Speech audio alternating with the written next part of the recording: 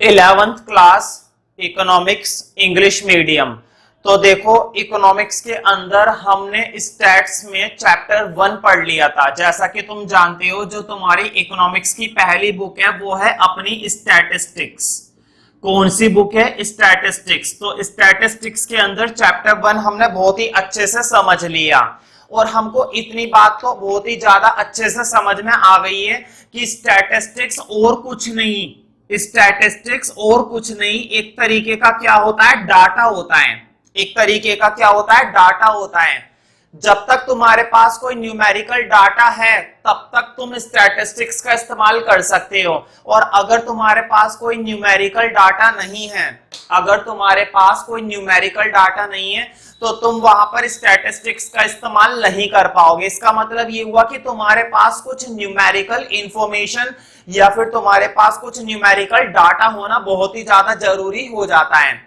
मुद्दे की बात यह कि ये डाटा कहां से आएगा? क्या भगवान देकर जाएंगे ये डाटा? नहीं, भगवान तो देकर जाएंगे नहीं। ठीक है, कौन देकर जाता है? हम इस डाटा को कलेक्ट करते हैं। हम इस डाटा को क्या करते हैं? कलेक्ट करते हैं। मतलब डाटा का क्या करना पड़ता है? कलेक्शन करना पड़ता है। अब तुम समझ गए होंगे चैप्टर 2 का क्या नाम है। तो चैप्टर 2 में हमें यही पता चलेगा कि ये जो हम डाटा का कलेक्शन करते हैं ना, ये जो हम डाटा को इकट्ठा करते हैं, कलेक्शन का क्या मतलब होता है? कलेक्शन का मतलब होता है डाटा को इकट्ठा करना, डाटा को इकट्ठा करना। तो ये जो डाटा को इकट्ठा करने का काम होता है, ये काम कैसे किया जाता है, कब कब किया जाता है, कौन करता है, किसके द्वारा किया जाता है, तो ये सारी बातें कहां पर मिलेंगी? चैप्टर 2 के अंदर। मतलब चैप्टर 2 हमको सिखाने वाला है कि डाटा का कैसे कलेक्शन किया जाता है। तो चैप्टर 2 डाल दो और नाम डाल दो चैप्टर 2 का, कलेक्शन ऑफ डाटा। हम शुरुआत करने वाले हैं इस चैप्टर की। ये चैप्टर हमको सिखाएगा कि किस तरीके से डाटा को कलेक्ट किया जाता है और कलेक्ट करने के कौन कौन से मेथड होते हैं, कौन कौन से तरीके होते हैं। लेकिन जरा अभी ऊपर ऊपर से समझते हैं, है ना। इसके अंदर डीप नॉलेज हम हासिल करेंगे, मैं मना नहीं कर रहा, मैं ही दूंगा तुम लोगों को इतनी सारी नॉलेज, ठीक है। लेकिन अभी थोड़ा सा ऊपर ऊपर से समझते हैं। फॉर एग्जाम्पल बोर्ड पे देखो जरा, मैं तुमसे ये कह रहा हूं, इधर देखो जरा, मैंने तुमसे बोला कि चलो बच्चों के ना मैथ्स के मार्क्स जानने की कोशिश करते हैं। मुझे क्या चाहिए? मुझे बच्चों के मैथ्स का डाटा इकट्ठा करना है। मुझे बच्चों का क्या इकट्ठा करना है? मैथ्स का डाटा इकट्ठा करना है। तो मैंने सोचा यार मैथ्स का डाटा इकट्ठा करना है, मतलब कि बच्चों के मैथ्स में कितने कितने नंबर आए। तो किसी ने मुझे बताया 50 नंबर आए, किसी ने मुझे बताया 80 मार्क्स आए, किसी ने मुझे बताया 85 आए और किसी ने मुझे बताया 70 आए। ठीक है, मैंने क्या करा? मैंने एक एक बच्चे से इकट्ठा करा डाटा। मतलब कि जहां पर ओरिजिनल डाटा था, ओरिजिनल डाटा किसके पास होता है? अगर मैं सब्जेक्ट के मार्क्स की बात करूं तो ओरिजिनल डाटा किसके पास होता है? ओरिजिनल डाटा स्टूडेंट के पास ही होता है। क्यों? क्योंकि स्टूडेंट ने ही तो ये डाटा अचीव करा है, पेपर में बैठा, एग्जाम दिए, मार्कशीट मिली, तो ये ओरिजिनल डाटा होता किसके पास है? ये ओरिजिनल डाटा स्टूडेंट के पास ही होता है। तो मैंने क्या करा? मैंने स्टूडेंट से ही पूछा जाकर, मैंने सीधा सीधा किससे जाकर पूछा? स्टूडेंट से ही जाकर पूछा, क्योंकि ये डाटा ओरिजिनली किसके पास था? ये डाटा ओरिजिनली स्टूडेंट के पास था। मुझे बताओ जो बच्चों के मार्क्स होते हैं, पेपर में जो मार्क्स आते हैं, इस मार्क्स में जो ओरिजिनलिटी होती है वो स्टूडेंट के पास ही तो होती है, और किसके पास होती है? और किसी के पास नहीं होती है। ठीक है, अब एक दूसरा तरीका था, बच्चों के मैथ्स के मार्क्स पूछने का एक दूसरा तरीका भी था। दूसरा तरीका ये था कि बच्चों से ना पूछ करके पेरेंट्स से पूछ लिया जाए। ठीक है, बच्चों से ना पूछ करके पेरेंट्स से पूछ लिया जाए। अब अगर पेरेंट्स से पूछेंगे तो पता है पेरेंट्स कितने चालू हैं? पेरेंट्स झूठा दिखावा करने के लिए, कुछ पेरेंट्स, सारे पेरेंट्स नहीं, कुछ पेरेंट्स झूठा दिखावा करने के लिए क्या बोलेंगे? हमारे बच्चों के तो बहुत अच्छे मार्क्स आए थे, हमारे बच्चों के तो 90 आए थे। किसी पेरेंट से पूछा, उसने बोला हमारे बच्चों के 80 आए थे। किसी दूसरे पेरेंट से पूछा, उसने बोला हमारे बच्चों के 95 आए थे। इसका मतलब ये हुआ कि अब मुझे क्या, पेरेंट्स से, देखो पहले मैंने पूछा था स्टूडेंट से, फिर मैंने बाद में किससे पूछा? पेरेंट्स से। तो जब मैंने पेरेंट्स से पूछा तो क्या इनके पास ओरिजिनल डाटा था? नहीं। अब तुम कहोगे पेरेंट्स के पास भी तो होता है ओरिजिनल डाटा, क्योंकि उन्हीं के तो बच्चे होते हैं और उन्हीं के पास मार्कशीट होती है, तो पेरेंट्स के पास तो होता है ओरिजिनल डाटा। बिल्कुल मैं मानता हूं पेरेंट्स के पास होता है ओरिजिनल डाटा। जरा तुम खुद सोचो कितने पेरेंट्स ऐसे हैं जो अपना ओरिजिनल डाटा बताते हैं। आधे से आधा पेरेंट्स तो अपने बच्चों की तारीफ ही करते हैं कि हमारे बच्चे ने तो बड़ा अच्छा करा था, हमारा बच्चा तो बहुत होशियार है, हमारे बच्चे ने तो टॉप करा था। करते हैं ना। अभी 4 रिश्तेदार आ जाए, 4 रिश्तेदार के सामने ऐसी लंबी लंबी फेंकेंगे जिसकी कोई हद नहीं होती। ठीक है, इसका मतलब ये हुआ कि 2 तरीके होते हैं डाटा को इकट्ठा करने के। बोर्ड पे देखना जरा, इंपॉर्टेंट बात बताने वाला हूं, अब लिखवाने वाला हूं मैं। ठीक है, 2 तरीके होते हैं डाटा इकट्ठा करने के। एक तो वहां से डाटा इकट्ठा करो जो कि ओरिजिनल सोर्स होता है, जो कि क्या होता है, ओरिजिनल सोर्स होता है। ओरिजिनल सोर्स स्टूडेंट नहीं, सॉरी, ओरिजिनल सोर्स पेरेंट्स नहीं स्टूडेंट होते हैं। ओरिजिनल सोर्स क्या होता है, पेरेंट्स नहीं स्टूडेंट होते हैं। अब तुम कहोगे ऐसे तो झूठ तो स्टूडेंट भी बोल सकता है।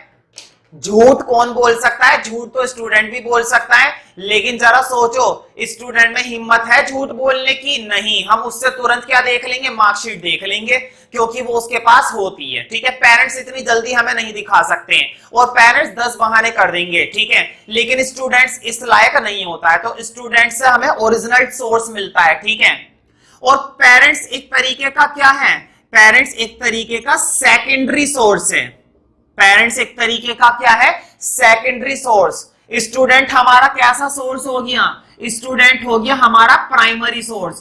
प्राइमरी सोर्स मतलब ओरिजिनल सोर्स, जहां से डाटा इकट्ठा हुआ है, जहां से डाटा इकट्ठा करना है। ठीक है, ओरिजिनल सोर्स मतलब प्राइमरी सोर्स। ठीक है, और पेरेंट्स कैसा सोर्स हो गया, सेकेंडरी सोर्स। ध्यान से सुनो, अब मैं तुम्हें एक एग्जांपल और बताऊंगा और उसके बाद लिखवाऊंगा। इस एग्जांपल से काफी सारी बातें तुमको समझ में आ गई होगी, लेकिन अब जो मैं एग्जांपल देने वाला हूं ना, उससे तुम्हें और भी ज्यादा समझ में आएंगी। बोर्ड पे देखो, मैंने ये जानना चाहता था कि लोगों की इनकम कितनी है। इनकम समझते हो? इनकम का मतलब होता है लोग कितना कितना कमाते हैं। मेरे पापा 10,000 कमाते हैं, तुम्हारे पापा 15,000 कमाते हैं, इसके पापा 20,000 कमाते हैं, उसके पापा 30,000 कमाते हैं, इसके पापा 12,000 कमाते हैं। समझ रहे हो ना? तो मैंने सोचा कि मैं अपनी गली के अंदर है ना ये पता करता हूं कि कौन सा परिवार कितना कितना कमाता है, कौन सा परिवार कितना कितना कमाता है। मान लो फैमिली ए से पूछा, उसने बताया 10,000 रुपए कमाते हैं हम। तो फैमिली बी से पूछा, उसने बोला 15,000 कमाते हैं। फैमिली सी से पूछा, उसने कहा 12,000 कमाते हैं। और फैमिली डी से पूछा, उसने कहा 10,000 कमाते हैं। मैंने 4 परिवारों से पूछताछ करी। मैंने कितने परिवार से पूछताछ करी? 4 परिवार से पूछताछ करी, और 4 परिवार ने मुझे अलग अलग जवाब दे दिए, 10,000, 15,000, 12,000 और 10,000। ठीक है, मुझे बताओ परिवार के बारे में मैंने बिल्कुल ओरिजिनल डाटा इकट्ठा करा है। क्यों ओरिजिनल? कैसे ये ओरिजिनल कैसे हुआ? देखो जरा कैसे हुआ। ये ओरिजिनल ऐसे हुआ क्योंकि मैं एक एक की फैमिली के अंदर गया और जिस बंदे की इनकम थी ना उसी से पूछा डायरेक्ट। जिस बंदे की इनकम थी डायरेक्ट मैंने किससे पूछा? उसी से पूछा। क्या मैंने किसी बीच के बंदे से पूछा? नहीं। क्या मैंने किसी बीच के बंदे से पूछा? नहीं, मैंने बीच के बंदे से नहीं पूछा, मैंने सीधा उसी से पूछा जिसकी इनकम थी। फॉर एग्जांपल तुम्हारी फैमिली में कौन कमाता है? तुम्हारी फैमिली में फादर कमाते हैं। ज्यादातर परिवारों में कौन कमाता है? ज्यादातर परिवारों में फादर कमाते हैं। ठीक है, तो मैंने फादर से पूछा, मैंने बीच के किसी बंदे से नहीं पूछा। ना तो मैंने तुम्हारी मम्मी से पूछा, ना मैंने तुम्हारे भाई से पूछा, मैंने सीधा फादर से पूछा। मतलब कि जहां से इनकम ओरिजिनल फाउंड हुई है वहां से मैंने पूछा। मतलब मैंने कौन से सोर्स की बात करी है? मैंने सोर्स की बात करी है प्राइमरी, जो कि कैसा सोर्स होता है? हमारा ओरिजिनल सोर्स होता है। जो कि हमारा कैसा सोर्स होता है? ओरिजिनल सोर्स होता है। मतलब कि जहां से ये डाटा इकट्ठा हो सकता था वहां से मैंने इकट्ठा करा। ठीक है, अब जरा दूसरा तरीका देखो। हमारी कंट्री के अंदर है ना बहुत सारी ऐसी एजेंसी बनी हुई हैं, बहुत सारे ऐसे इंस्टीट्यूशन बने हुए हैं। बोर्ड पे देखो जरा, बहुत सारी ऐसी एजेंसी हैं, कुछ है गवर्नमेंट एजेंसी, कुछ है प्राइवेट एजेंसी, कुछ है गवर्नमेंट इंस्टीट्यूशन और कुछ है प्राइवेट इंस्टीट्यूशन। जब तुम्हें ये बोझ लगता है ना यार अलग अलग परिवार में जाऊं सारा दिन निकल जाएगा मेरा, मेरी गली में 10 फैमिली है, 10 छोड़ो, मेरी गली में 20 फैमिली है, तो बताओ 20 फैमिली से पूछताछ करूंगा, कुछ लोग नखरे दिखाएंगे, कुछ लोग कहेंगे घर पे पापा है नहीं, कुछ लोग कहेंगे हम तो नहीं बता रहे, 10 नखरे सुनो इनके, है ना। अब मैंने सोचा यार इतने नखरे क्यों सहन करूं, मैं काम कर रहा हूं, नौकर थोड़ी ना हूं, ठीक है मैं तो काम कर रहा हूं।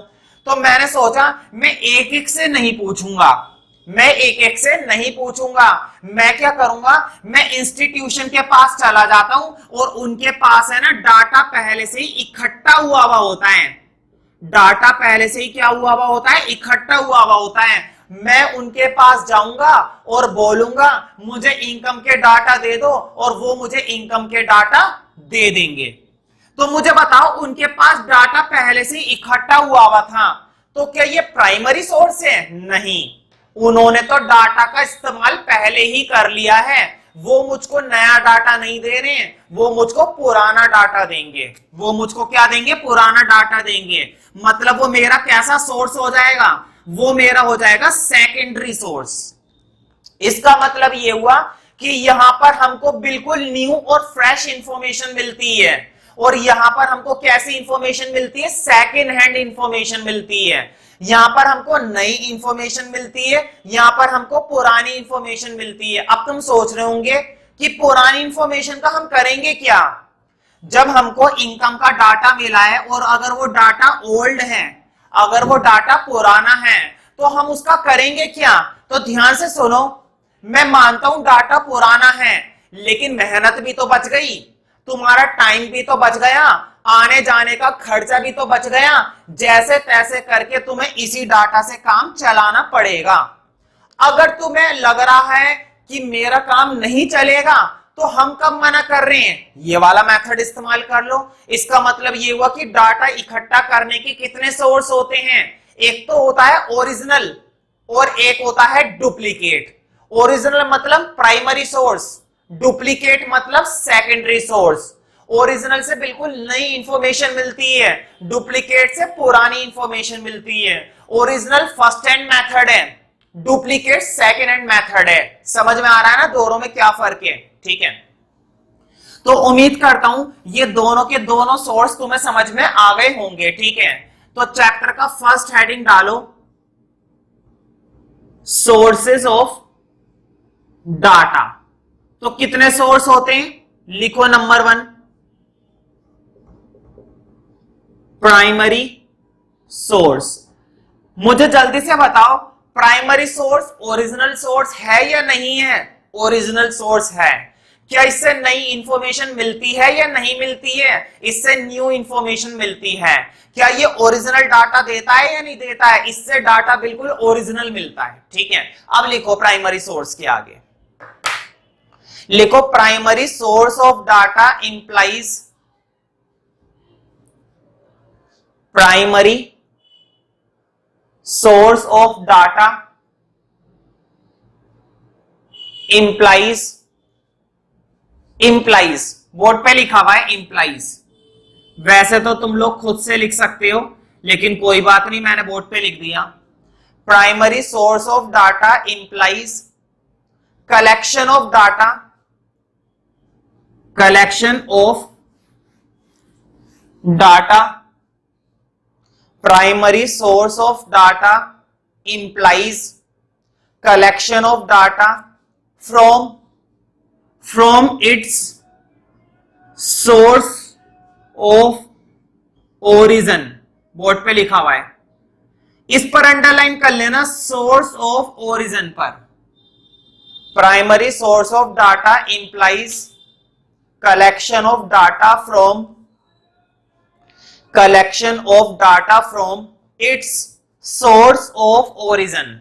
सोर्स ऑफ ओरिजिन मतलब जो ओरिजिन होता है, जहां से डाटा की शुरुआत हुई है। ओरिजिन को कैसे समझोगे? ओरिजिन को ना ऐसे समझ लो, ओरिजिनल मतलब कि बिल्कुल ओरिजिनल डाटा, मतलब कि बिल्कुल असली डाटा, मतलब कि बिल्कुल शुद्ध डाटा, मतलब कि बिल्कुल प्योर डाटा, मतलब कि भगवान।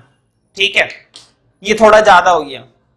From its source of origin, origin मतलब ओरिजिनल, ठीक है, सोर्स ऑफ ओरिजिन, है ना। फुल स्टॉप लगा दो। फुल स्टॉप के बाद लिखो, मुझे बताओ इससे तुम्हें सेकेंड हैंड इंफॉर्मेशन मिलती है, फर्स्ट हैंड इंफॉर्मेशन मिलती है? इससे तुम्हें बिल्कुल नई और फ्रेश इंफॉर्मेशन मिलती है, मतलब कि ये तुम्हें बिल्कुल फर्स्ट हैंड इंफॉर्मेशन देते हैं। ये वाला सोर्स तुम्हें कैसी इंफॉर्मेशन देता है? बिल्कुल फर्स्ट हैंड इंफॉर्मेशन, ठीक है। तो फुल स्टॉप के बाद लिखो, लिखो it offers, it offers you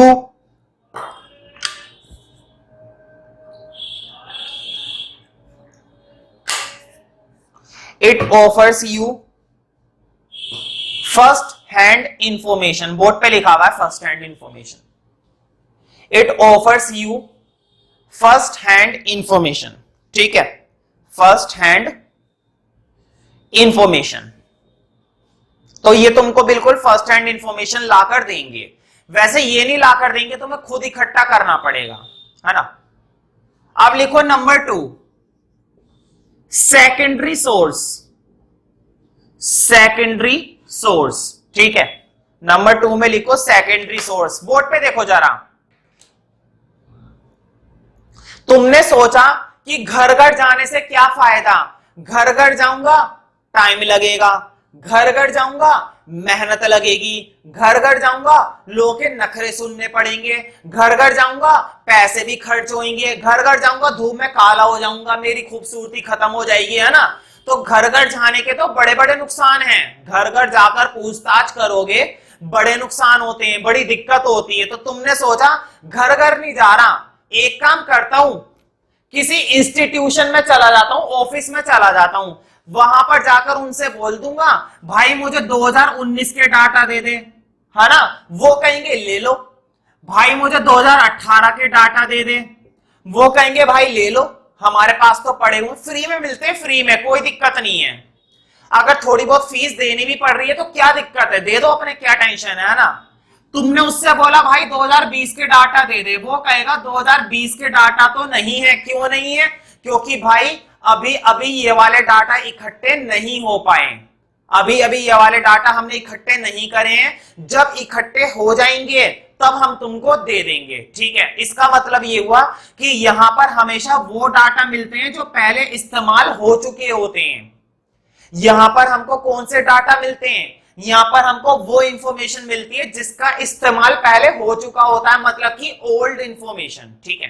तो लिखो सेकेंडरी सोर्स के अंदर, it implies collection of data from, it implies collection of data from, collection of data from, it implies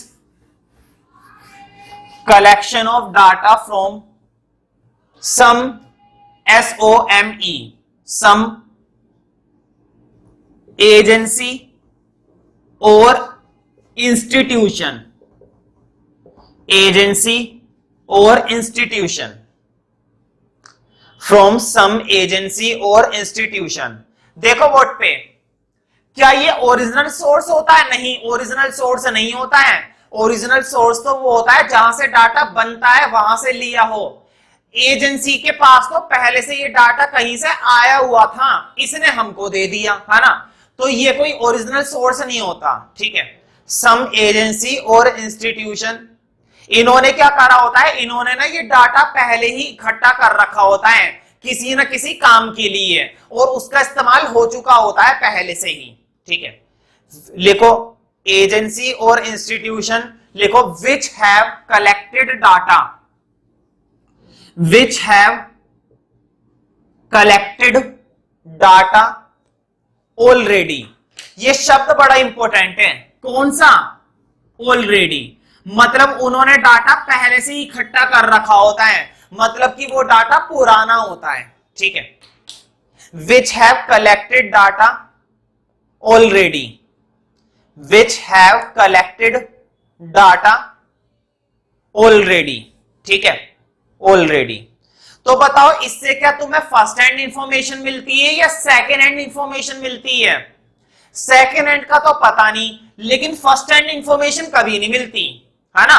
पुरानी का तो पता नहीं, लेकिन नई इंफॉर्मेशन नहीं मिलती। तो लिखो ऑलरेडी के बाद फुल स्टॉप के बाद लिखना, लिखो it does not offers, it does not offers first hand information, it does not offers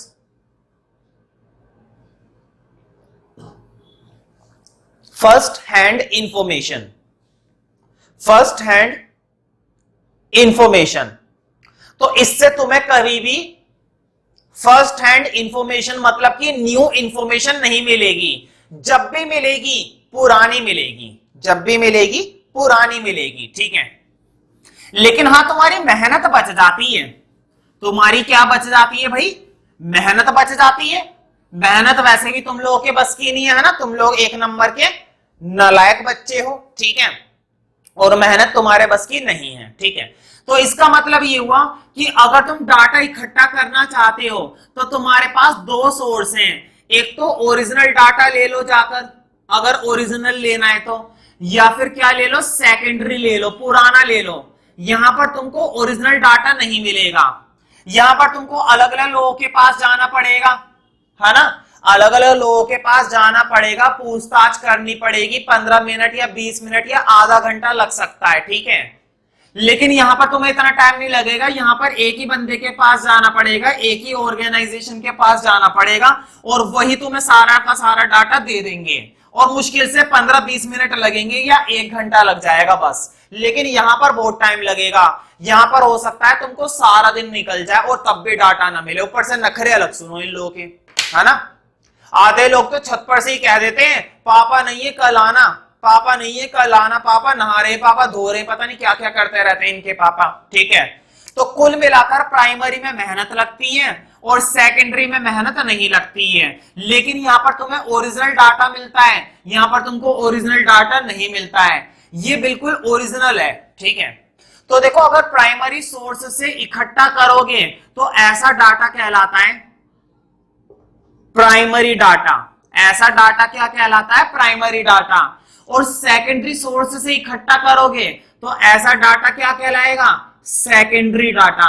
तो बच्चों को ना कंफ्यूजन हो जाती है, अक्सर मैं ये देखता हूं, हर साल बच्चों को कंफ्यूजन हो जाती है। देखो वो जो अभी मैंने लिखवाया था ना, वो सोर्स थे प्राइमरी सोर्स, सेकेंडरी सोर्स, असली नकली, ठीक है।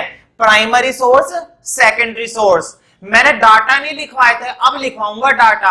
अब तुम्हें लिखना है primary data and secondary data. तो देखो बड़ा सिंपल है, प्राइमरी सोर्स से इकट्ठा होने वाला डाटा प्राइमरी डाटा, और सेकेंडरी सोर्स से इकट्ठा होने वाला डाटा सेकेंडरी डाटा। बन गई डेफिनेशन, ठीक है। अब तुम अगला हेडिंग डालो, यही हेडिंग डालना है, लिखो primary and secondary data, primary and secondary data. तो यही हेडिंग डालना था, इसमें कोई बहुत बड़ी बात तो है नहीं भाई, है ना। क्या बहुत बड़ी बात है? ऐसी तो कोई दिक्कत वाली बात नहीं है इसमें, बच्चा आराम से कर लेता है, जिंदगी में कुछ बन जाता है ना। तो लिखो नंबर 1 में सबसे पहले प्राइमरी डाटा, कि प्राइमरी डाटा क्या होता है। तो प्राइमरी डाटा मुझे बताओ, क्या ये ओरिजिनल डाटा है? हाँ बिल्कुल ओरिजिनल डाटा है, ठीक है। ये तुमने उसी से इकट्ठा करा है जिसका था। फॉर एग्जाम्पल बच्चे से मार्क्स पूछे, मार्क्स किसके होते हैं? बच्चे के ही होते हैं, पेरेंट्स के थोड़ी ना होते हैं। लेकिन अगर तुमने ये मार्क्स पेरेंट्स से पूछे तो ये ओरिजिनल सोर्स नहीं है। ओरिजिनल सोर्स कौन है डाटा का?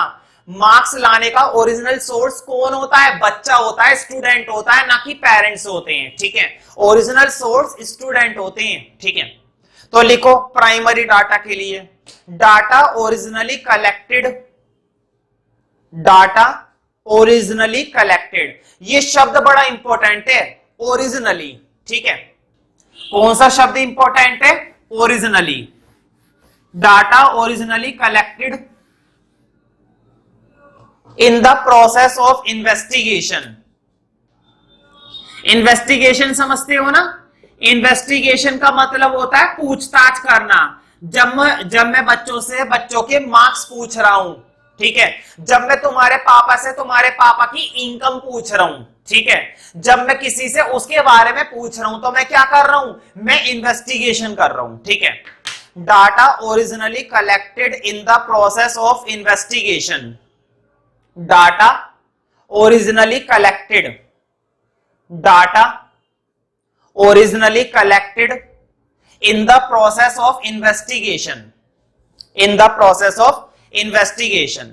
इसका मतलब ये हुआ कि जो डाटा ओरिजिनली कलेक्ट करा है, इस वाले शब्द पर है ना अंडरलाइन कर लेना, ये जो आया है इस डेफिनेशन के अंदर, ये जो शब्द आया है ना ओरिजिनली, इस पर अंडरलाइन कर लेना, ठीक है। Data originally collected in the process of investigation are known as primary data, are known as primary data. इस डाटा को क्या बोला जाता है? इस डाटा को बोला जाता है प्राइमरी डाटा, प्राइमरी डाटा, ठीक है। मुझे बताओ क्या ये डाटा ओरिजिनल होते हैं, असली होते हैं? बिल्कुल 100% असली होते हैं। अब तुम कहोगे ऐसे तो पापा भी अपनी इनकम झूठ बता सकते हैं, बच्चे अपने मार्क्स झूठ बता सकते हैं, तो भाई देखो गड़बड़ तो कहीं पर भी हो सकती है, गड़बड़ तो कहीं पर भी हो सकती है, लेकिन इन जनरल हम इनको क्या बोलेंगे? इन जनरल हम इसको बोलेंगे ओरिजिनल डाटा, ठीक है, कि भाई जहां से डाटा बना है वहां से हमने इकट्ठा करा है तो ओरिजिनल ही होगा, ठीक है। रही बात झूठ बोलने की, तो देखो झूठ तो कोई भी बोल सकता है और झूठ तो कहीं पर भी बोला जा सकता है, ठीक है। लोग तो भगवान को भी झूठा बताते हैं जबकि वो ओरिजिनल है, ठीक है। तो लिखो इसी में फुल स्टॉप के बाद primary data are original data, primary data are, primary data are original data. मतलब कि प्राइमरी डाटा बिल्कुल ओरिजिनल डाटा होता है, primary data are original data, ठीक है। अब लिखो नंबर 2 सेकेंडरी डाटा, है ना, नंबर 2 में हेडिंग डाल दो सेकेंडरी डाटा। तो बताओ सेकेंडरी डाटा क्या होता है? ये ओरिजिनल होता है? नहीं, ठीक है। तो लिखो data collected by other persons. हमने इकट्ठा नहीं करा था डाटा। क्या मैंने इकट्ठा करा था डाटा? नहीं, मैंने क्या करा था? मैंने इंस्टीट्यूशन के पास गया, मैं एजेंसी के पास गया, मैंने उनसे बोला मुझे ना लोगों की इनकम के डाटा लेने हैं, मुझे लोगों की इनकम के डाटा लेने। तो उन्होंने कहा 15 मिनट रुकिए अभी हम फाइल निकाल देते हैं। उन्होंने मुझे उठाकर दे दिया। मतलब कि डाटा मैंने इकट्ठा नहीं करा, डाटा पहले इकट्ठा हो चुका था किसी दूसरे लोगों के द्वारा, है ना। डाटा किसने इकट्ठा करा था? डाटा किसी दूसरे लोगों ने इकट्ठा करा था। मैंने तो बस डाटा उनसे जाकर मांगा है, इकट्ठा नहीं करा। इकट्ठा करना किसे कहते हैं? इकट्ठा करना उसे कहते हैं घर घर जाकर पूछताछ करना, that is called collection of data by me. तो इसे कहते हैं मेरे द्वारा डाटा इकट्ठा करना। मैं तो इंस्टीट्यूशन में गया, मैं तो एजेंसी में गया कि भाई डाटा दे दो, उन्होंने कहा 15 मिनट रुको अभी हम डाटा लेकर आते हैं, तो उन्होंने डाटा मुझको दे दिया लाकर ढूंढ कर फाइल। उनके पास पहले से ही पड़े हुए होते हैं, उनके पास अलमीरा में दुनिया भर की फाइलें रखी हुई होती हैं और वो फटाफट से निकाल कर दे देते हैं, ठीक है। तो लिखो सेकेंडरी डाटा में data collected by other persons. अब समझ में आ गया ना ये अदर पर्सन क्यों लिखा हुआ है? अदर पर्सन का मतलब है हमने इकट्ठा नहीं करा, दूसरे लोगों ने इकट्ठा करा था। Data collected by other persons are called secondary data. Language इतनी सिंपल लिखवाऊंगा, इतनी सटीक लिखवाऊंगा, तुम्हें किताबों की बिल्कुल भी जरूरत नहीं पड़ेगी। और मेरे नोट्स से पढ़ने के बाद अगर एक बार तुम किताब को रीड करना भी चाहते हो तो भी तुम्हें आसानी से समझ में आ जाएगा, लेकिन नोट्स से पढ़ने के बाद, ठीक है। और मैं तो यही बोलूंगा कि मेरे नोट्स ही काफी हैं। ये जो मैं कंटेंट लिखवा रहा हूं एग्जाम में बेहतरीन परफॉर्म करने के लिए तुम्हारे लिए ये नोट्स ही काफी है। Data collected by other persons are called secondary data, are called secondary data. अब मुझे बताओ क्या ये ओरिजिनल होता है? नहीं। तो लिखो फुल स्टॉप के बाद, फुल स्टॉप के बाद लिखो these data are not original data, these data are not original data. तो ये कोई ओरिजिनल डाटा, बोलो, ये कोई ओरिजिनल डाटा नहीं होता है, ठीक है। These data are called, sorry, these data are not original data. तो ये कोई ओरिजिनल डाटा नहीं होता है, ठीक है। वैसे तो तुम्हें प्राइमरी में और सेकेंडरी में फर्क मालूम हो गया होगा कि प्राइमरी डाटा किसे कहा जाता है और सेकेंडरी डाटा किसे कहा जाता है, ये तो तुम्हें मालूम हो गया होगा। लेकिन कई बार है ना इनके बीच में डिफरेंस आ जाता है, फिर भी इनके बीच में क्या आ जाता है? डिफरेंस आ जाता है, ठीक है। तो वो मैं लिखवा देता हूं एक डिफरेंस की फॉर्म में, ठीक है। तो लिखो प्रिंसिपल डिफरेंसेस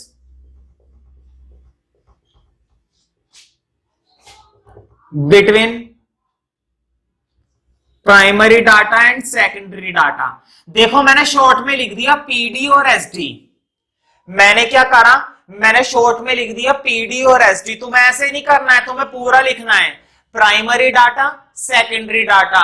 मतलब अब मैं क्या लिखवाने वाला हूं? प्राइमरी डाटा और सेकेंडरी डाटा के बीच में डिफरेंस लिखवाने वाला हूं कि दोनों में क्या अंतर होता है। हालांकि तुम्हें अंतर पता चल चुका है कि दोनों के बीच में क्या फर्क पाया जाता है, ठीक है। लेकिन फिर भी मैं एक बार प्रॉपर लिखवा देता हूं, उससे तुम्हें टेस्ट में और पेपर में लिखने में आसानी हो जाएगी, है ना। तो मैं थोड़ा सा लिखवा ही देता हूं, ठीक है। सबसे पहले लिखो ओरिजिनलिटी। सबसे पहला डिफरेंस क्या है? सबसे पहला डिफरेंस है ओरिजिनलिटी। मुझे बताओ सबसे ज्यादा ओरिजिनलिटी किसमें होती है? प्राइमरी में या सेकेंडरी में? मुझे मालूम है, तुमको मालूम है, प्राइमरी के अंदर। क्यों? क्योंकि ये डाटा मैंने खुद, किसी और ने नहीं, मैंने खुद सामने वाले बंदे से पूछा है। उसके और मेरे बीच में कोई नहीं है, उसके और मेरे बीच में कोई नहीं है। मैंने पूछा, उसने बताया, बस। अब या तो वो झूठ बोले तो बात अलग है, या फिर मैं झूठ बोलूं तो बात अलग है, समझ रहे हो ना। उसके और मेरे बीच में कुछ नहीं है। मतलब कि प्राइमरी सबसे ज्यादा ओरिजिनल होता है, लेकिन सेकेंडरी ओरिजिनल नहीं होता है, ठीक है। तो ओरिजिनलिटी में फर्क है, इसके अंदर ज्यादा ओरिजिनलिटी होती है और उसके अंदर थोड़ी सी कम होती है। देखो मैं कम क्यों बोल रहा हूं, बताओ। एजेंसी ने डाटा इकट्ठा करा है तो जरूरी है कि एजेंसी ने गलत डाटा इकट्ठा करा होगा? नहीं, डाटा तो उसने भी बिल्कुल सही इकट्ठा करा है, डाटा उसने भी लोगों से पूछकर इकट्ठा करा है। लेकिन जरा सोचकर देखो, वो डाटा सालों पुराना है और वो डाटा किसी और ने इकट्ठा करा है, क्या भरोसा कर पाओगे? मुश्किल है ना। खुद पर ज्यादा भरोसा होता है या दूसरों पर ज्यादा भरोसा होता है? खुद पर भरोसा होता है। तो प्राइमरी मतलब तुमने खुद इकट्ठा करा है और सेकेंडरी मतलब किसी और ने इकट्ठा करा है। तो जब किसी और ने इकट्ठा करा है तो उसमें ओरिजिनलिटी की बात नहीं है, हमने खुद इकट्ठा करा है उसमें ओरिजिनलिटी की बात है। मैंने बच्चों को पढ़ाया, दूसरे लोगों ने बच्चों को पढ़ाया, बताओ किसको अच्छा बताऊंगा? अपने आप को अच्छा बताऊंगा। हर व्यक्ति किसको अच्छा बताता है? अपने आप को अच्छा बताता है, ठीक है। जिसको वो खुद करता है वो उसके लिए अच्छा होता है, और जो काम दूसरे करते हैं उसको ऐसा लगता है इसमें तो मजा ही नहीं है, ठीक है। तो ओरिजिनलिटी के लिए लिखो primary data are original because primary data are original because these are collected by investigator. These are collected by investigator. मालूम है ना इन्वेस्टिगेटर कौन होता है? इन्वेस्टिगेटर वो होता है जो पूछताछ करता है। मैंने तुमसे पूछा कितने मार्क्स आए थे, मैथ्स में मार्क्स कितने आए थे, इंग्लिश में कितने आए थे, साइंस में कितने आए थे, एसएसटी में कितने आए थे। मैं क्या कर रहा हूं? पूछताछ कर रहा हूं। मैं कौन हूं? मैं इन्वेस्टिगेटर हूं, ठीक है। Primary data are original because these are collected by investigator, because these are collected by investigator from source of origin। कहां से इकट्ठे किए जाते हैं डाटा? ये डाटा इकट्ठे किए जाते हैं from source of origin. Source of origin का मतलब होता है जहां से डाटा की शुरुआत हुई है। जैसे कि मार्क्स का डाटा स्टूडेंट के पास ही होता है, तो स्टूडेंट से ही शुरुआत हुई है उस डाटा की, ठीक है। तो source of origin, source of origin का मतलब होता है बिल्कुल ओरिजिनल डाटा, ठीक है, सोर्स ऑफ ओरिजिन, ठीक है। लेकिन क्या सेकेंडरी डाटा भी ऐसे ही इकट्ठा किया जाता है? नहीं, सेकेंडरी डाटा किसी इंस्टीट्यूशन से मांग लिया जाता है, सेकेंडरी डाटा किसी एजेंसी से मांग लिया जाता है। फॉर एग्जांपल, तुमने एक ऑर्गेनाइजेशन का नाम सुना होगा WHO, एक और सुना होगा WTO, world health organisation, world trade organisation, ठीक है। इसके पास जाओ और इससे ना हेल्थ से रिलेटेड डाटा मांग लो कि एक साल के अंदर कितने लोग मरे हैं भारत के अंदर, एक साल के अंदर कितने लोग जन्मे हैं भारत के अंदर, एक साल के अंदर कितनी बीमारियां आई हैं, एक साल के अंदर कोरोना से कितने लोग मर गए, ठीक है। तो WHO के पास सारा डाटा है, सारा डाटा है ना। लेकिन तुम्हें बिल्कुल भी मेहनत नहीं करनी, वहां पर जाओ डाटा मांगो, मिल जाएगा। थोड़ा सा टाइम लगेगा लेकिन मिल जाएगा, ठीक है। इसका मतलब ये हुआ कि तुमने किसकी हेल्प ले ली? तुमने एक एजेंसी की हेल्प ले ली, तुमने एक इंस्टीट्यूशन की हेल्प ले ली, तुमने एक ऑर्गेनाइजेशन की हेल्प ले ली, ठीक है। तो तुमने जब किसी की हेल्प ली है ना, तो वो सेकेंडरी डाटा है, ना कि प्राइमरी। प्राइमरी क्या होगा? घर घर जाओ, पूछो, हाँ भाई कितने लोग मर गए कोरोना से, फिर दूसरे घर में पूछो कितने लोग मर गए कोरोना से। हालांकि ऐसे कोई पूछेगा नहीं, क्योंकि कोरोना से तो वैसे ही खुद ही मर जाएगा वो पूछते पूछते, है ना।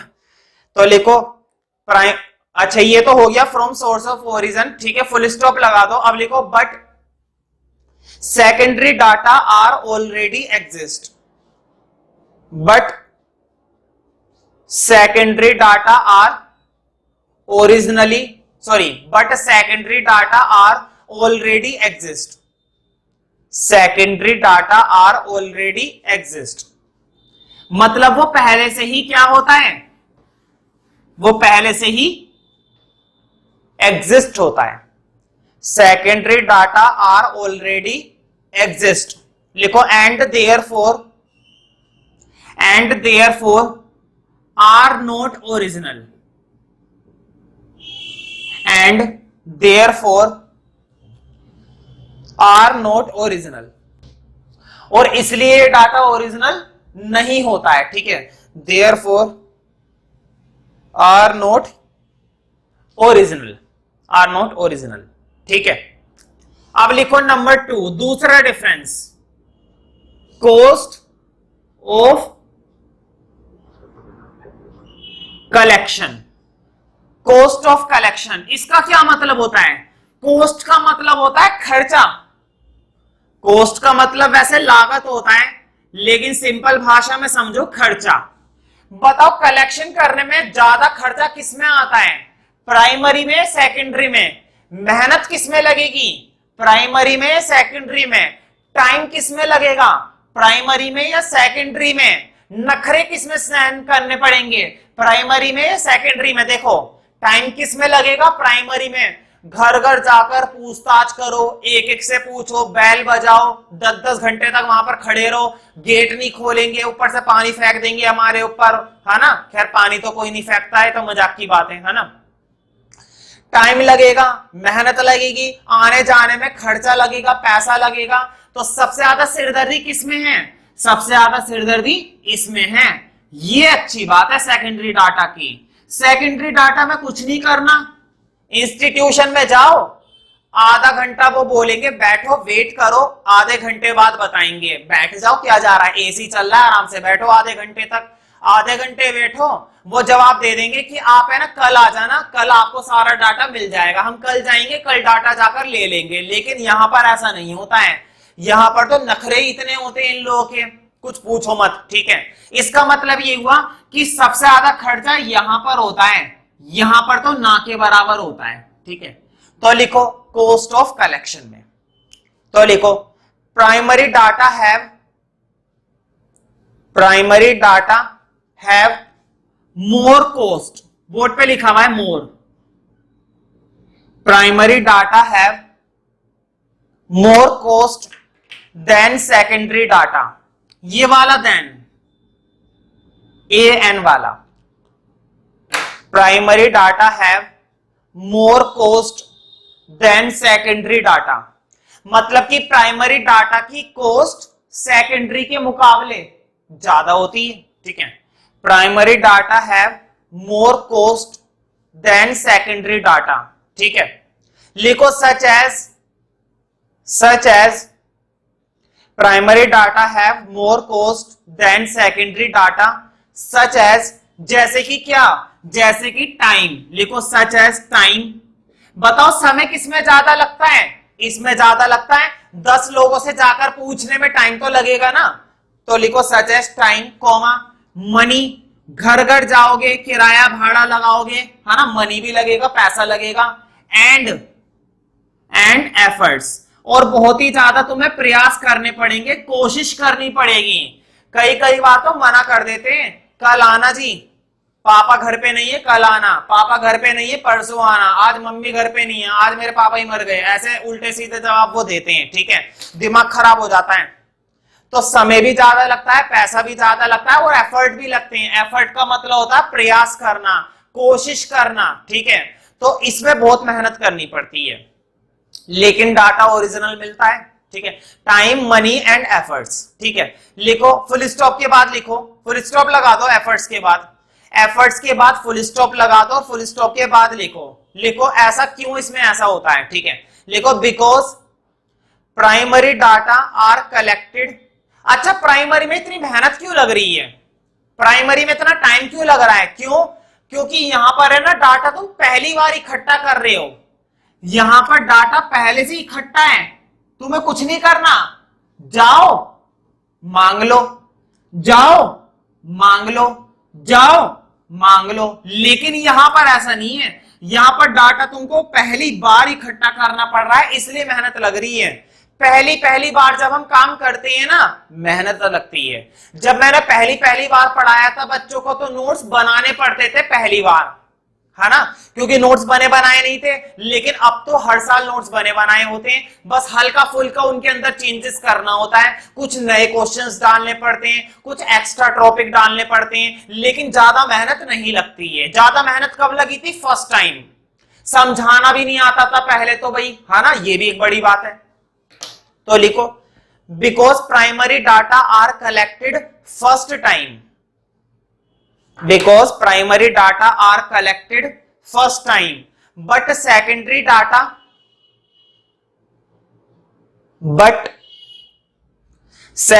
data are already exist, secondary data are already exist, secondary data are already exist, मतलब कि सेकेंडरी डाटा तो पहले से एग्जिस्ट होता है, लेकिन प्राइमरी को पहली बार इकट्ठा किया जा रहा है। तो ये था दूसरा प्रिंसिपल डिफरेंस, ठीक है। अब लिखते हैं तीसरा, नंबर 3। नंबर 3 पर टिक कर लेना, इंपॉर्टेंट है।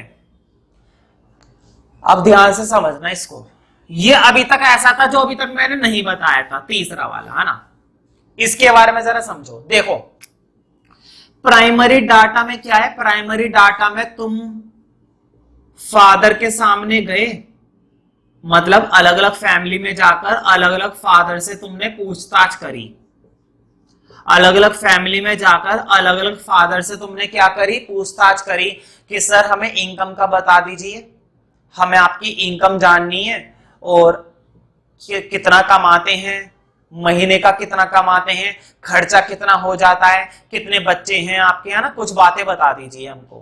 तो मैंने अलग अलग पिताओं से जाकर पूछताछ करी, मुझे बताओ जो मैं पूछना चाहता हूं पूछ लूंगा, क्यों, क्योंकि मालिक सामने बैठा है।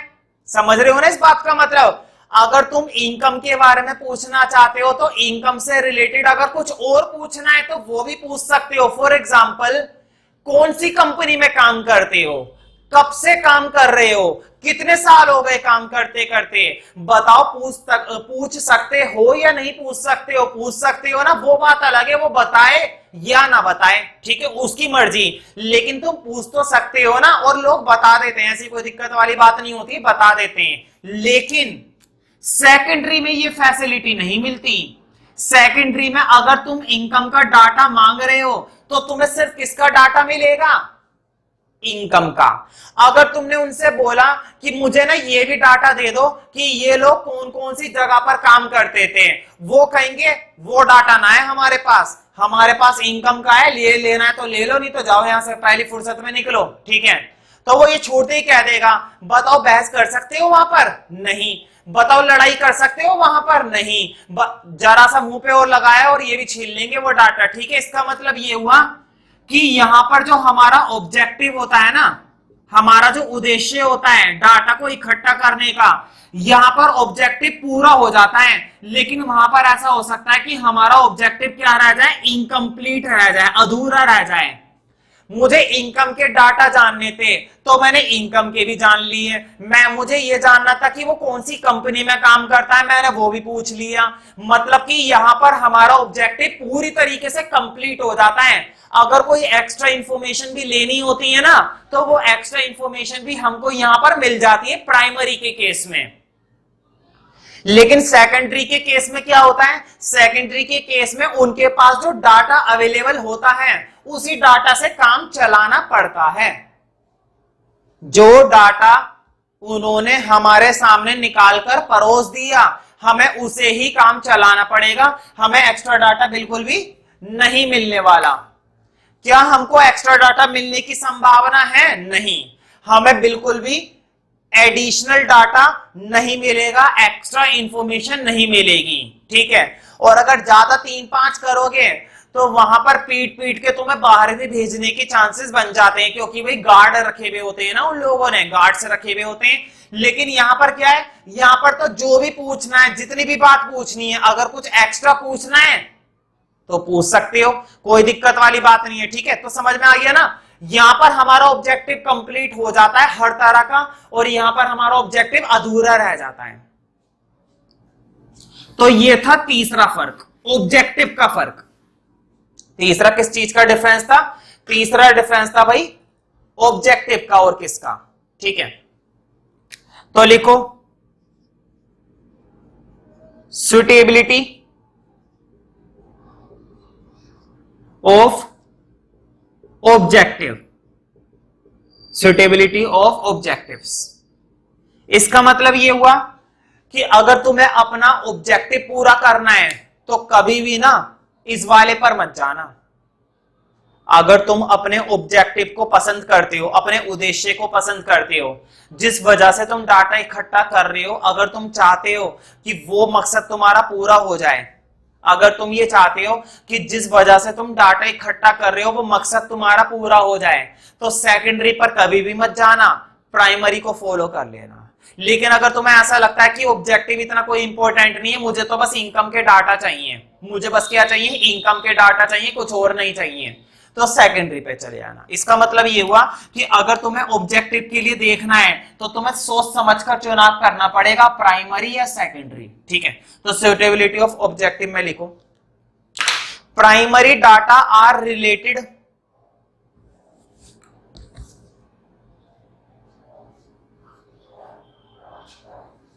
primary data are related for specific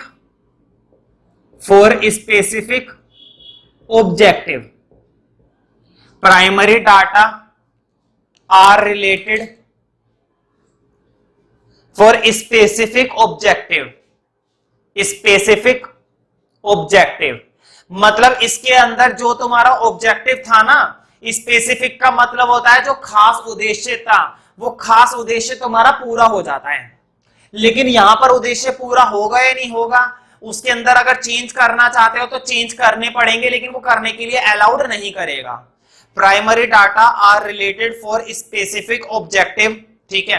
full stop के बाद लिखो hence do not need any adjustment, hence do not need any adjustment. इसमें तुम्हें कोई एडजस्टमेंट करने की जरूरत नहीं होती है प्राइमरी में, क्योंकि प्राइमरी में तुमने अपनी इच्छा अनुसार डाटा इकट्ठा करा है। जो बात पूछनी थी वो पूछी और जो बात नहीं पूछनी थी वो नहीं पूछी। जो बात जानना था वो जान लिया और जो बात नहीं जानना था वो नहीं जाना। तो एडजस्टमेंट करने की जरूरत ही नहीं है ना। लिखो hence do not need any adjustment, hence do not need any adjustment. तो यहां पर एडजस्टमेंट की बिल्कुल भी जरूरत नहीं होती है, क्योंकि यहां पर तुमने वही डाटा इकट्ठा करा है जिसका तुम्हारा ऑब्जेक्टिव था, जो तुम्हारा उद्देश्य था। जीवन में हमारा उद्देश्य होता है ना कोई काम करने का, तो जब तुम किसी से डाटा इकट्ठा कर रहे हो तो उसके पीछे तुम्हारा कुछ उद्देश्य है। तो यहां पर तुम्हारा वो उद्देश्य पूरा हो गया और यहां पर वो अधूरा रह सकता है, ठीक है। तो मैंने ये लिखा है hence do not need any adjustment. तो यहां पर किसी भी तरह की एडजस्टमेंट की जरूरत नहीं होती है, करने की जरूरत ही नहीं है एडजस्टमेंट, है ना। फुल स्टॉप लगा दो एडजस्टमेंट के बाद और आफ्टर फुल स्टॉप लिखो, फुल स्टॉप के बाद लिखो secondary data have already, secondary data have, secondary data have already been collected, board पे लिखा हुआ है secondary data have already been collected, already been collected from some sorry collected for some purpose, for some purpose.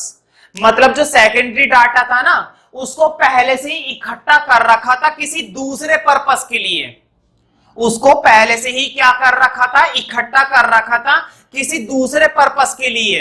अब तुम उसका इस्तेमाल करना चाहते हो अपने पर्पस के लिए। देखो बोर्ड पे सेकेंडरी डाटा मतलब ऐसा डाटा जिसको तुमने पहले से ही किसी दूसरे पर्पस के लिए इकट्ठा कर रखा था, लेकिन अब तुम इसको अपने पर्पस के लिए लेना चाहते हो। तो बताओ जरूरी थोड़ी ना है कि पहले जिस पर्पस के लिए इकट्ठा करा था अब भी तुमने उसी पर्पस के लिए मांगा है ना। पर्पस में फर्क आ सकता है, ऑब्जेक्टिव में फर्क आ सकता है। पहले इकट्ठा करने का उद्देश्य अलग था और अब इकट्ठा करने का उद्देश्य अलग है। फॉर एग्जाम्पल देखो जरा, मैं एग्जाम्पल दे देता हूं। पहले ना इनकम के डाटा इकट्ठा किए गए थे, तो इनकम के साथ साथ है ना लोगों से ये भी पूछ रखा था कि उनके एक्सपेंडिचर कितने हैं, ये भी पूछ रखा था कि उनके फैमिली में मेंबर कितने हैं। तो ये सारी इंफॉर्मेशन उसके अंदर घुसी भी है। लेकिन तुम अब क्या जानना चाहते थे, तुम तो सिर्फ क्या जानना चाहते थे, इनकम जानना चाहते थे बस। तो सामने वाले लोगों ने क्या बोला, इंस्टीट्यूशन ने क्या बोला, देखो हमारे पास डाटा तो है लेकिन उसके अंदर एक्सपेंडिचर के भी मिक्स हैं और उसके अंदर फैमिली मेंबर की संख्या भी मिक्स है और भी बहुत सारी बातें मिक्स हैं। अगर तुमको चाहिए तो बताओ। तो हमने कहा कोई बात नहीं, दे दो, हम काम चला लेंगे। तो बताओ तुम्हें दिक्कत होगी ना। तुम क्या जानना चाहते थे, सिर्फ तुम इनकम का डाटा इकट्ठा करना चाहते थे, लेकिन तुम्हें इनकम के साथ साथ एक्सपेंडिचर, फैमिली मेंबर और भी दुनिया भर की चीजें उसमें मिल गई फालतू में। अब तुम्हें क्या करना पड़ेगा, एडजस्टमेंट करनी पड़ेगी। क्या एडजस्टमेंट करनी पड़ेगी, तुम्हें एक नई टेबल तैयार करनी पड़ेगी, तुम्हें एक नया डाटा इकट्ठा करना पड़ेगा जिसमें से ये सब चीजें हटानी पड़ेंगी, है ना। मतलब कि मेहनत करनी पड़ेगी, ठीक है। Secondary data have already been collected for some purpose, ठीक है। तो किसी दूसरे पर्पस के लिए उस डाटा को इकट्ठा कर रखा था, लेकिन तुम्हें चाहिए सिर्फ इनकम के लिए। और पहले क्या था, इनकम, एक्सपेंडिचर और फैमिली मेंबर, ये सब उसमें थे, ठीक है। तो लिखो हैंस, फुल स्टॉप के बाद hence these data need adjustment. तो इस तरह के डाटा में एडजस्टमेंट की जरूरत, इस तरह के डाटा में एडजस्टमेंट की जरूरत पड़ती है। लिखो hence these data need, these data need adjustment, these data need adjustment. तो तुम्हें इसमें क्या करनी पड़ेगी, एडजस्टमेंट करनी पड़ेगी। इसका क्या मतलब हुआ एडजस्टमेंट का मतलब? देखो, उन्होंने हमसे बोला कि हम तुमको डाटा दे देंगे, लेकिन इसमें इनकम की बातें भी हैं, इसके अंदर एक्सपेंडिचर की बातें भी हैं, इसके अंदर फैमिली मेंबर की भी बातें हैं। तो हमने बोला कोई बात नहीं, दे दो, हम इसमें से एक्सपेंडिचर और फैमिली मेंबर को अलग अलग कर देंगे। मतलब कि क्या कर देंगे? एडजस्टमेंट कर देंगे। एडजस्टमेंट का मतलब होता है बदलाव कर देना, चेंजेस कर देना अपनी जरूरत के अकॉर्डिंग, अपनी जरूरत के अकॉर्डिंग। अगर तुम सामने से बोलोगे ना इंस्टीट्यूशन को, आप हमें सिर्फ इनकम के दे दो अलग करके, वो कहेंगे पागल बैठे हैं, एक तो तुम्हें डाटा दे रहे हैं ऊपर से अलग अलग करके दें, अपने आप करते रहना। ठीक है, तो कुल मिलाकर ये 3 डिफरेंस थे, एक ओरिजिनल है, एक नकली है, एक में खर्चा ज्यादा है, एक में खर्चा कम है, एक में हमारा ऑब्जेक्टिव पूरा हो जाता है और एक में हमारा ऑब्जेक्टिव अधूरा, एक में हमारा ऑब्जेक्टिव अधूरा रह जाता है। ठीक है, तो देखो अब मैंने तुम्हें पढ़ा दिया है कि 2 तरह के डाटा दुनिया में होते हैं। 2 तरह के डाटा दुनिया में होते हैं, कुछ होते हैं असली और कुछ होते हैं नकली, कुछ होते हैं प्राइमरी और कुछ होते हैं सेकेंडरी। अब हम इन डाटा को इकट्ठा करेंगे। अभी तक तो मैंने बताया था कैसे करेंगे, क्या करेंगे, है ना। अब हमें इन डाटा को इकट्ठा करना है ना। तो सबसे पहले क्या पढ़ेंगे? Primary data, collection of primary data. तो प्राइमरी डाटा का कैसे कलेक्शन किया जाता है, मैं तुम लोग को पढ़ाने वाला हूं मेथड। प्राइमरी डाटा को इकट्ठा करने के मेथड ज्यादा कुछ नहीं है। कितने मेथड है? 4 मेथड है। कितने मेथड है प्राइमरी डाटा को इकट्ठा करने के? 4 मेथड है। तुम कहोगे सेकेंडरी नहीं पढ़ाओगे, मैं बोलूंगा क्यों नहीं पढ़ाऊंगा, पहले प्राइमरी तो पढ़ लो, सेकेंडरी चैप्टर के एंड में करेंगे, है ना। अभी पहले प्राइमरी, सीधी बात है वही, पहले प्राइमरी तो पढ़ लो, बाद में सेकेंडरी पढ़वाऊंगा। ठीक है, तो सच बताऊं प्राइमरी बहुत इंपॉर्टेंट है। सच बताऊं तो प्राइमरी हमारे बहुत ही ज्यादा इंपॉर्टेंट है। ठीक है, कोई बात नहीं, चलो। तो पहले मैं तुम्हें मेथड के नाम लिखवा रहा हूं। लिखो नंबर 1, सबसे पहले नंबर पर है भाई डायरेक्ट। पहले ना चारों के नाम लिख लो, डायरेक्ट पर्सनल इन्वेस्टिगेशन। नाम से ही पता चल रहा है डायरेक्ट पर्सनल। चलो खैर, जब मैं पढ़ाऊंगा तब बताऊंगा। नंबर 2 लिखो, पहले इन चारों के नाम लिखने, फिर एक एक करके पढ़ेंगे। Indirect oral investigation. ओरल का मतलब मालूम है ना, सिर्फ बोलकर, ओरल मतलब सिर्फ बोलकर। Number 3 information from.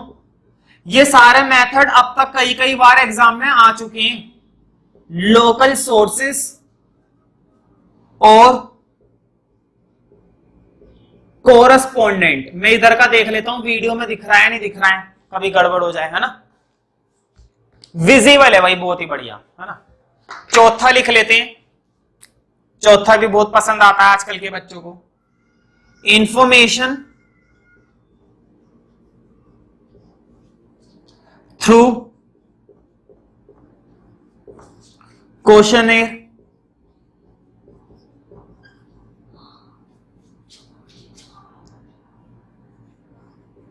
स्पेलिंग थोड़ा ध्यान रखना, क्वेश्चनर की डबल एन आता है, बच्चे इसकी स्पेलिंग में गड़बड़ कर देते हैं। एंड स्केड्यूल्स, ये है स्केड्यूल्स। इसके अंदर है ना 2 मेथड होते हैं। चौथे वाले के 2 पार्ट हैं। एक तो होता है मेलिंग मेथड, मेलिंग, मेल करना होता है ना, आजकल तो ईमेल कर देते हैं, वही यही है। मेल कराए कभी किसी को?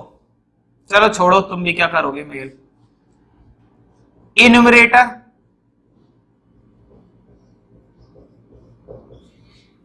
मेथड। तो ये 4 मेथड होते हैं। चारों के चारों किसके हैं? प्राइमरी के। क्या अभी तक मैंने सेकेंडरी की बात करी? नहीं, मैंने एक भी बार सेकेंडरी की बात नहीं करी। जब मैं ये चारों पढ़ा दूंगा उसके बाद बारी आएगी सेकेंडरी की। अब हम एक एक करके पढ़ेंगे और सबसे पहले क्या पढ़ेंगे? सबसे पहले पढ़ेंगे डायरेक्ट पर्सनल इन्वेस्टिगेशन। सबसे पहले क्या पढ़ेंगे? Direct personal investigation.